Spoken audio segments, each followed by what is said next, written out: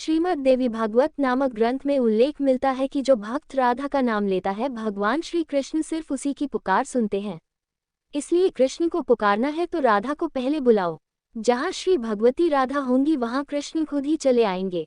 पुराणों के अनुसार भगवान कृष्ण स्वयं कहते हैं कि राधा उनकी आत्मा है, वह राधा में और राधा उनमें बसती है। कृष्ण को पसंद है कि लोग भले ही उनका नाम नहीं ले लेकिन राधा का नाम जपते रहें। इस नाम को सुनकर भगवान श्री कृष्ण अति प्रसन्न हो जाते हैं। इसका उल्लेख श्री कृष्ण जी ने नारद से किया है। इस संदर्भ में कथा है कि व्यास मुनि के पुत्र शुकदेव जी तोता बनकर राधा के महल में रहने लगे। शुकदेव जी हमेशा राधा राधा रटा करते थे। एक दिन राधा ने शुकदेव जी से कहा कि अब से तुम सिर्फ कृष्ण कृष्ण नाम जपा करो। शुकदेव जी ऐसा ही करने लगे। इन्हें देखकर दूसरे तोता भी कृष्ण कृष्ण बोलने लगे। राधा की सखी सहेलियों पर भी कृष्ण नाम का असर होने लगा। पूरा नगर कृष्णमय हो गया, कोई राधा का नाम नहीं लेता था।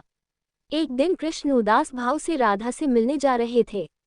राधा कृष्ण की प्रतीक्षा कर रही थी। कृष्ण के उदास चेहरे को देखकर नारद जी ने पूछा कि प्रभु आप उदास क्यों हैं?